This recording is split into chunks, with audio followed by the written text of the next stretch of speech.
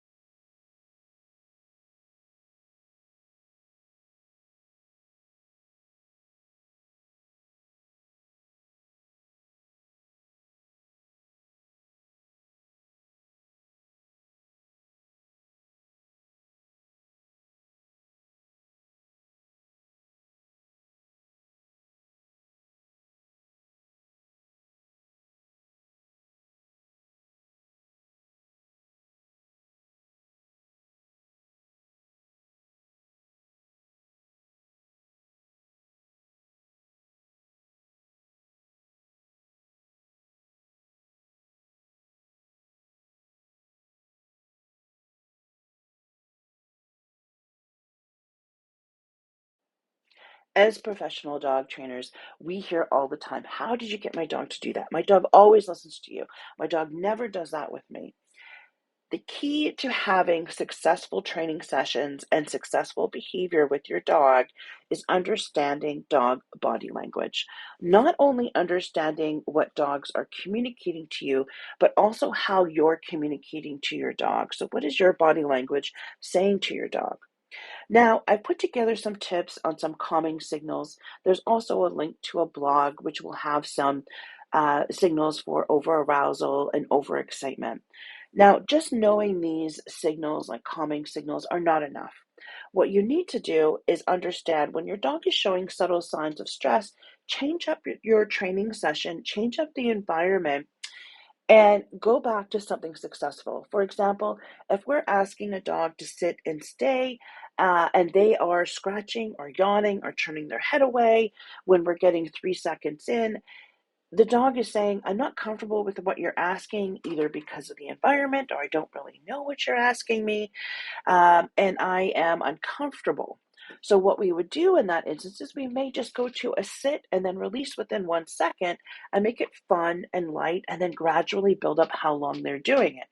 Or we may change the environment and maybe we go indoors or we go away from distractions.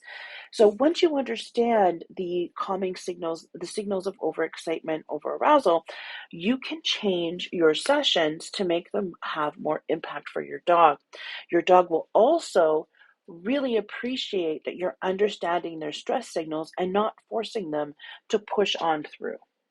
So you don't have to drop everything you're doing every single time your dog shows a calming signal, but you can acknowledge it. Sometimes they just need a little bit of encouragement, or you can go to something that is light and easy to build their confidence, change the mood, and go back to gradually increasing the difficulty of the behavior that you're asking for.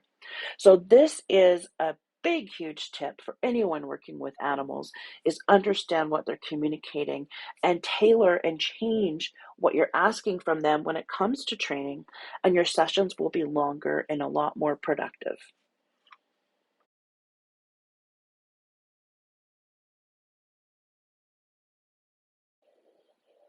Please take the time to visit my blog, careytrainsme.com/post/dog body language 101. I promise it is a quick, easy read, and you will have some very concise body language tips that will help you understand your dog better and change the way you interact with your dog and how your dog interacts with you.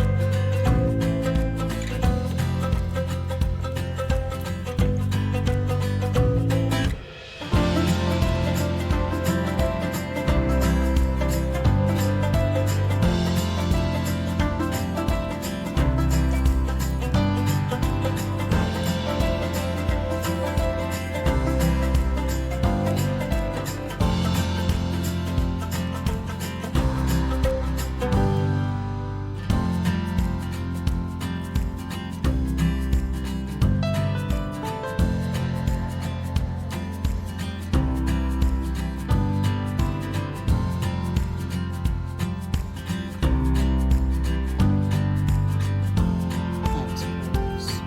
Handsome boys.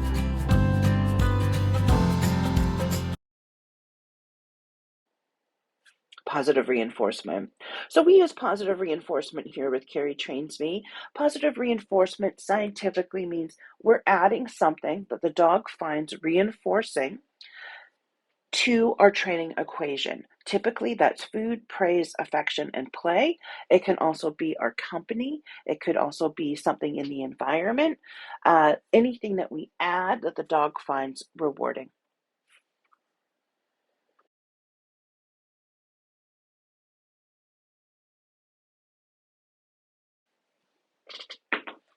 Negative reinforcement. Negative reinforcement is simply the opposite of positive reinforcement. Negative reinforcement is taking away the reinforcer, the items and behaviors that your dog finds reinforcing. For example, the food, affection, praise, play, your attention, something in the environment is removed until you get the desired behavior that you want from your dog, and then you can reintroduce the reinforcer. A caution for negative reinforcement is it's best used with positive reinforcement, meaning we want to teach the dog what we want from them first before we take away things. If we just take away reinforcers from the dog, we will often have a very frustrated dog. For example, if we wanted the dog to sit at a door and then wait until they're released to go through the door, we would first use positive reinforcement, have them sit, reward them, touch the door handle, reward them if they stay in the sit, open the door. If they stayed in the sit, you're going to reward them, and then you're going to release them through the door. So the dog now knows this is what gets rewarded. Then you would introduce your negative reinforcement. So after you've had repetitions of positive reinforcement, you would then ask the dog to sit, put your hand on the door. If the dog gets up, you're going to remove your hand from the door. The reinforcer in this instance is going into a new environment, the excitement of leaving. The dog then sits again. You reach your hand on the door. They stay sitting. You're going to tell them good. You're going to open the door. If the dog goes to go through, you're going to close the door. So you've removed the reinforcement of going outside. However, this will work so much better for you if you've already done that positive reinforcement of teaching them how to go through the door. If you start off with negative reinforcement and you're just closing the door every time the dog goes through, it will be a lot more frustrating for the dog. So make sure you balance your positive and negative reinforcement to avoid frustration and potential extinction bursts in the future, which are not that nice to deal with.